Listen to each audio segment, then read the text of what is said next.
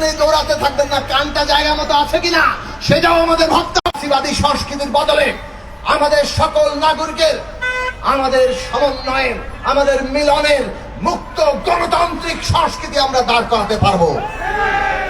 যেই সংস্কৃতিতে মানুষের প্রতি মানুষের ভালোবাসা থাকবে, মানুষের প্রতি মানুষের বিবেচনাবোধ থাকবে, যেখানে রাষ্ট্র ধনী গরিব, রাষ্ট্র যে কোনো পরিচয় নির্বিশেষে প্রত্যেককে তার অধিকার, তার মর্যাদার জায়গা থেকে দেখবে।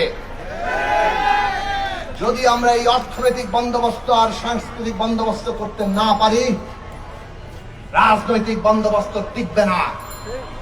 আর সেই কারণে আজকে দরকার নতুন রাজনৈতিক শক্তি।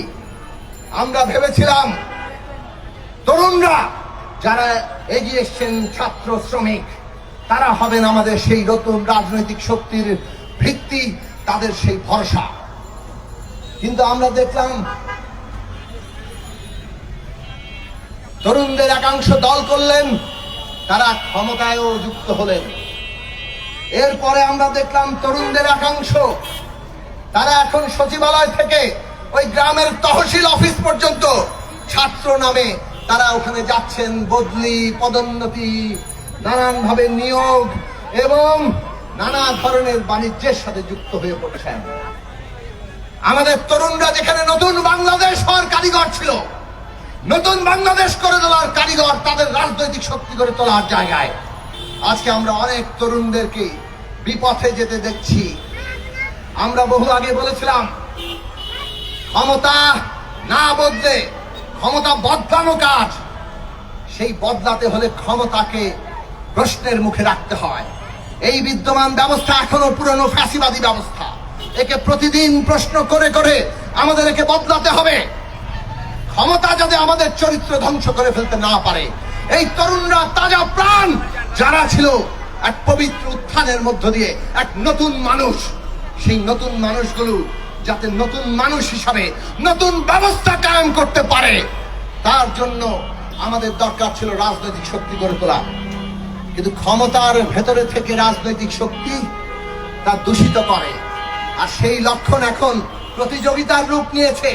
আগেকার বড় দল আর নতুন দল সবাই মিলে যেন প্রতিযোগিতা করছে, কিন্তু তারপরও আমরা আশাবাদী থাকতে চাই, কারণ আমাদের তরুণরা রক্তস্নাত হয়ে যে নতুন মানুষ হয়ে উঠেছেন, তাদের সবাইকে এই দুর্নীতি, এই লুটপাট গ্রাস করতে পারবে না। আমরা সেই বিশ্বাস রাখি আমাদের তরুণদের উপরে, আমরা সেই বিশ্বাস রাখি তারা তাদের এবং অনাগত সকল প্রজন্মের শিশুদের, আমাদের ভবিষ্যতের তরুণদের জীবনকে সত্যিকার সমৃদ্ধ জীবনে পরিণত করতে, বাংলাদেশকে বিশ্বের বুকে মাথা উঁচু করে দাঁড় করাতে তারা ঐক্যবদ্ধ হবেনি। ফলে একটা অভ্যুত্থান কিংবা বিপ্লব 24-এই শেষ হয়ে যায় না। অভ্যুত্থান বিপ্লব চলমান। আসুন নতুন করে সংগঠিত হই। যে শাকিলেরা জীবন দিয়েছেন পরিপূর্ণভাবে নিজেকে রাজনৈতিক করে গড়ে তুলে, পরিপূর্ণভাবে এই দেশকে জনগণের বাংলাদেশ পরিণত করার জন্য, আজকে সেই চেতনায় নতুন করে ঐক্যবদ্ধ হই। আমাদের তরুণরা হয়তো অনেকেই হতাশায় ভুগছেন, দেশ কোন দিকে যাবে।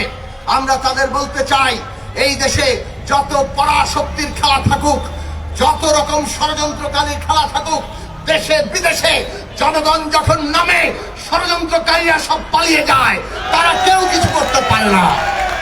অতএব আমাদের তরুণদের ঐক্যবদ্ধ হতে হবে এবং এই বিচার, সংস্কার, নির্বাচনের রাজনৈতিক প্রক্রিয়ায় তরুণদেরকে সদা জাগ্রত পাহারাদারের ভূমিকায় থাকতে হবে।